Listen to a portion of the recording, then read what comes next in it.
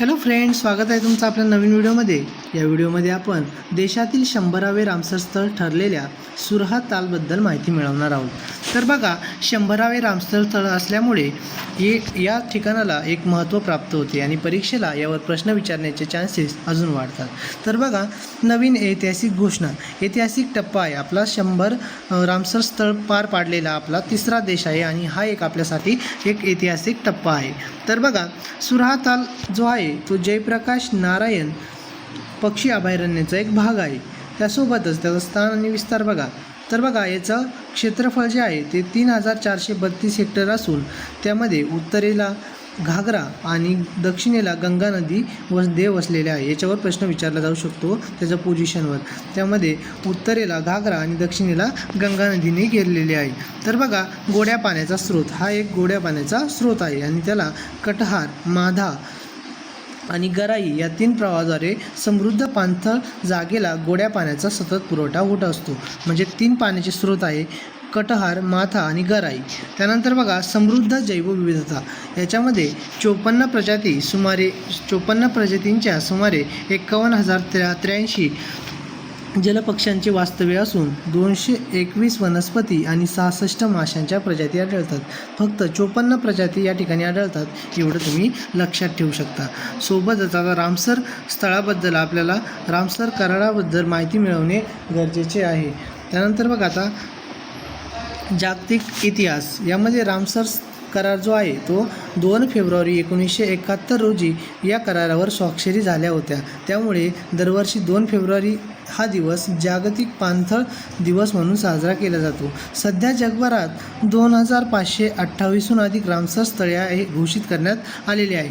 तर बघा, हा रामसर करार जो आहे तो आपला 1971ला स्वाक्षरी करण्यात आला होता। त्यानंतर तो लागू कधी झाला तर 1975ला तो लागू झाला होता आणि भारताने त्यावर स्वाक्षरी 1 फेब्रुवारी 1982 रोजी केली होती। म्हणजे या 3 डेट तुम्हाला लक्षात ठेवणे गरजेचे आहे। 1971 त्याच्यावर स्वाक्षरी झाली, 1975मध्ये त्यावर म्हणजे तो स्वीकारण्यात आला, त्यानंतर भारताने त्याचा स्वीकार 1 फेब्रुवारी 1982मध्ये केला होता। तर बघा, भारत हा तिसरा देश ठरलेला आहे, सर्वाधिक पाणथळ स्थळे ठरलेला भारत हा तिसरा देश ठरलेला आहे। तर पहिले 2 देश बघा, युनायटेड किंगडममध्ये 176 पाणथळ स्थळे आहेत, तर मेक्सिकोमध्ये 144 स्थळे आहेत आणि भारतामध्ये आता 100 स्थळे झालेले आहेत। आता भारत हा 3य नंबरवर आहे।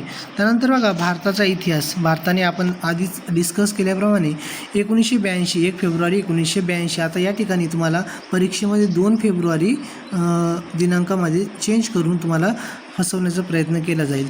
त्यामुळे 1 फेब्रुवारी हे लक्षात ठेवा, कारण की बाकीच्या ज्या गोष्टी आहेत त्या करारावर स्वाक्षरी करण्याच्या ते 2 फेब्रुवारी आहे। भारताने त्याचा स्वीकार 1 फेब्रुवारी 1982ला करण्यात आलेला आहे।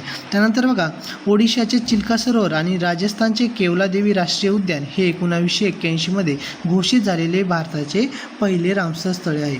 तर बघा, पहिले रामसर स्थळे ध्यानात ठेवण्याची गरज आहे, कारण की बऱ्याच वेळेस परीक्षेला पहिल्या स्थळांवर प्रश्न विचारला जातो, त्यामुळे ही पहिले 2 स्थळे ध्यानात ठेवा। त्यानंतर बघा, आता ही भारतात जे क्षेत्र आहे ते 13,59,951 हेक्टर एवढे आहेत। त्यानंतर पुढे बघा, आता पाणथळ जागा आणि वितरण व कायदे। तर बघा, आता याच्यामध्ये कोणत्या राज्यामध्ये जास्त रामसर स्थळे आहेत, तर तामिळनाडूमध्ये 20 आणि उत्तर प्रदेशमध्ये 13। याआधी उत्तर प्रदेशमध्ये 12 होते, तर हे स्थळ पकडून त्यामध्ये उत्तर प्रदेशमध्ये 13 स्थळे झालेले आहे आणि ओडिसा व पंजाब यांच्यामध्ये प्रत्येकी 6 रामसर स्थळे आहेत। हे आघाडीचे राज्य आहेत। त्यानंतर महाराष्ट्राचे रामसर स्थळे बघा, नांदूर मध्यमेश्वर पक्षी अभयारण्य 2019ला डिक्लेअर करण्यात आलं। त्यानंतर 2020ला लोणार सरोवर आणि ठाण्याची खाडी, ठाणे क्रीक खाडी याला 2022मध्ये डिक्लेअर करण्यात आले होते। देशातील प्रमुख टोकाची स्थळे बघा, तर बघा, सर्वात मोठे रामसर स्थळ जे आहे ते सुंदरबन पाणथळ जागा आहे पश्चिम बंगालमध्ये, 4230 स्क्वेअर किलोमीटर हे त्याचं क्षेत्रफळ आहे। आणि सर्वात लहान रामसर स्थळ जे आहे ते रेणुका तलाव हिमाचल प्रदेश 0.2 स्क्वेअर किलोमीटर एवढं त्याचं क्षेत्रफळ आहे. त्यानंतर कायदे बघा, भारतातील पाणथळ क्षेत्रांना राष्ट्रीय स्तरावर खालील कायद्याअंतर्गत कडक कायदेशीर संरक्षण दिले जाते. भारतीय वन कायदा 1927, वन संवर्धन कायदा 1980 आणि भारतीय वन्यजीव संरक्षण कायदा 1972.